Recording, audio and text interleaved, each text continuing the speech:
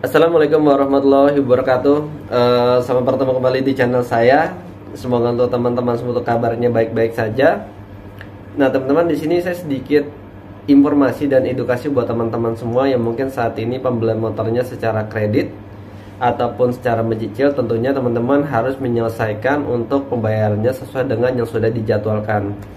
Nah, tapi banyak sebagian orang yang memang tidak sanggup atau mungkin telat dalam proses pembayaran, yang tentunya juga kan harus tanda kutipnya ini pasti ada bagian seperti debt collector yang akan nanti baik debt collector menginformasikan atau menagih pembayaran secara telepon ataupun datang langsung ataupun berhenti di jalan. Nah, di sini sedikit informasi saja buat teman-teman semua. Buat kalian yang memang pembelian motor secara kredit, tentunya teman-teman mendapatkan hak secara otomatis adalah asuransi TLO. Jadi asuransi TLO ini adalah memberikan pengcoveran penggantian seperti apabila motor terjadi sebuah kehilangan, ya, kehilangan itu mungkin perampasan, ya, perampasan ataupun hilang di parkiran rumah, dan itu akan diberikan atau sudah diasuransikan oleh pihak asuransi. Jadi nantinya bukan motor itu diberikan kepada kita. Kalau motor tersebut, contohnya kan motor tersebut hilang, kita dapat penggantian motor. Enggak juga, konsepnya enggak kayak gitu untuk asuransi TLO. Jadi biasanya teman-teman, sebagai contoh, teman-teman andaikan mencicil motor ini selama 2 tahun, ternyata baru 3 bulan motor tersebut mengalami kehilangan. Nah, kalau asuransi teman-teman semua di cover atau asuransi pengajuan asuransi teman-teman semua lolos, maka secara otomatis sisa pembayarannya atau sisa angsurannya itu tidak perlu dibayarkan kembali. Jadi satu tanda kutip BCK teman-teman semua ini masih dalam kategori bagus ataupun tidak merah. Jadi kita nggak membahas tentang asuransi tersebut, tapi memang agak sedikit-sedikit nyangkut ke topik tersebut.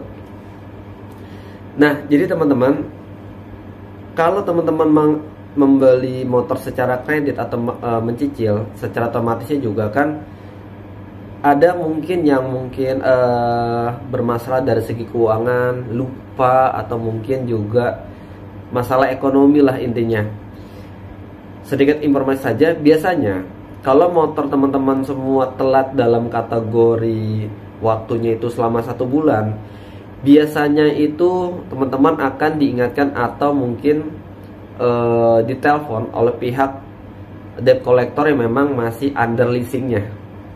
Jadi ditelepon atau di WhatsApp atau di SMS itu biasanya langsung memang dari pihak leasingnya, diinformasikan bahwa nih tagihannya telat, nanti ada bunganya terus berjalan selama motor tersebut belum dibayar secara lunas. Biasanya seperti itu, ditelepon atau di WhatsApp atau di SMS.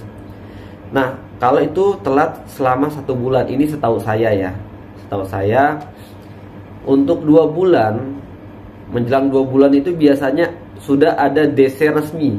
DC resmi dari leasing tersebut itu yang datang ke rumah atau ke lokasi yang memang teman-teman sudah cantumkan, baik itu kontrakan, rumah saudara, atau rumah teman, atau rumah orang tua yang memang alamatnya sudah disurvei sebelumnya. Saat teman-teman membeli kendaraan kan disurvei oleh tim leasingnya atau tim dealernya. Nah, maka biasanya tim DC resmi itu akan datang ke lokasi alamat tersebut 2 bulan.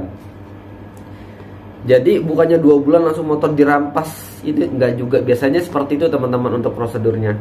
Untuk 3 bulan, ya, 3 bulannya udah gencar nih. Lebih dari 2 bulan tuh teman-teman biasanya sudah biasanya tuh sudah ada dari pihak ketiga yang akan melakukan penagihan, baik telepon, SMS, WhatsApp tuh biasanya langsung bahasanya langsung berubah biasanya.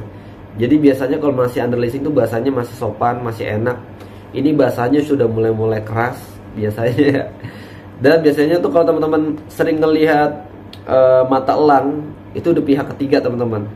Tapi hati-hati nih teman-teman, ada beberapa case kalau teman-teman ditagih sama mata elang yang resmi, yang memang bekerja sama dengan pihak leasing, biasanya pertama dia akan mencantumkan kartu tanda pengenal mereka orang. Tanda pengenal bahwa dia dari sini, dia andaikan bagian khusus penagihan ini nanti teman-teman akan diperbolehkan mengkonfirmasi kepada pihak leasingnya, mengkonfirmasi. Nanti mereka biasanya ada surat jalan nih teman-teman, surat penagihan atau surat intinya resmi lah. Itu biasanya yang memang resmi mata elang yang bekerja sama dengan pihak leasing. Itu kalau diambil, nah maka teman-teman bisa cross checknya, atau biasanya mata elang itu bisa berbarengan juga teman-teman membawa motornya diantar kepada ke tempat leasingnya. Nah, jadi ada beberapa case ini hati-hati mengatasnamakan mata elang, tapi saya juga bingung juga. Dibilang tidak resmi, tapi mereka punya data.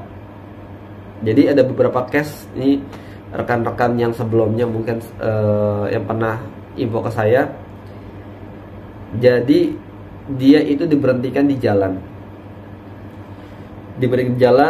dan dia punya datanya, si konsumen ini punya data cicilannya, dia tahu sekian cicilannya yang harus dibayarkan, dia tahu.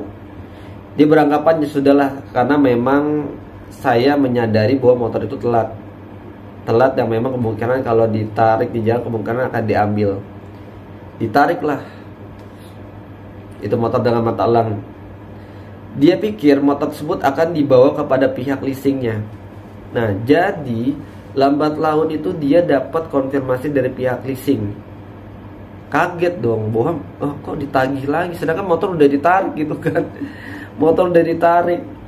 Nah, kok mana lagi ke saya? Kemarin motor udah ditarik gitu kan. Pihak leasing belum ada, dari kita ini belum ada melakukan penarikan langsung di jalan. Nah, tuh mesti waspada teman-teman. Kalau teman-teman mengajukan klaim untuk asuransi kehilangan, kemungkinan akan ditolak. Kemungkinan, ya. Jadi saya masih bahas kemungkinannya. Kemungkinannya akan ditolak karena teman-teman secara sadar dan mengerti, teman-teman menyerahkan kunci motor dan STNK-nya. Nah, maka teman-teman harus waspada. Jadi kalau teman-teman menghadapi mata elang, anggap saja teman-teman nggak tahu nih dia resmi atau enggak nih. Yang pertama, jangan pernah keluarkan surat-surat masukin dulu, kunci kantongin dulu. Bisa langsung lihat pertama surat jalan dia, kartu tanda pengenal dia, bener nggak dia kerjasama dengan mana. Tanya aja langsung dari mana, leasingnya apa. Kalau leasingnya udah berbeda, nah itu udah wassalam. Kalau mereka menyebutnya leasing A, sedang teman-teman ikutnya ini untuk pembelian motornya di leasing B, nah itu pastikan udah bohong. Kalau memang contoh dia benar, saya dari leasing B ditugaskan untuk menarik motor unit ini, oke, kalau memang benar, teman-teman bisa telepon leasingnya untuk kebenarannya. Bagaimana nih untuk kebenarannya nih? Apakah benar motor saya ditarik? Kalau memang iya, ada perintah penarikan untuk motor tersebut. Tergantung teman-teman mau melakukan pembayaran langsung di tempat. Ya, kalau memang ada duitnya bisa langsung bayar di tempat. Tapi kalau memang teman-teman saya udah nggak mampu, ya udah silakan ditarik. Foto, jangan lupa foto atau video sebagai dokumentasinya. Nah, bahwa nanti teman-teman bisa juga memastikan untuk antar motornya ke leasing berbarengan. Sudah sampai di leasing, udah aman, berarti itu tenang. Tapi ada beberapa case ya memang seperti itu. Bahkan teman-teman ya,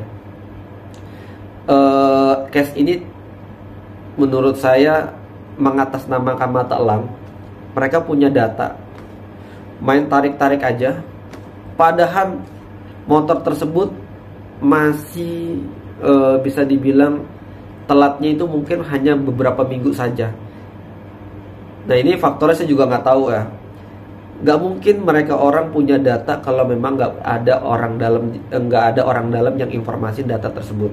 Menurut saya nggak mungkin dia punya data sampai dengan lengkap, ya kan? Jadi itu adalah sedikit edukasi dan informasi buat teman-teman semua yang mungkin pembelian motor secara kredit. Kita nggak akan pernah tahu soal ekonomi kita, tapi setidaknya kita menjaga-jaga dari sesuatu hal yang tidak diinginkan. Oke? Udah teman-teman, untuk video cukup sampai di sini. Apabila ada pertanyaan di video ini atau mungkin masih ada yang kurang lengkap, bisa silakan di komen-komen. Sampai bertemu kembali. Assalamualaikum warahmatullahi wabarakatuh.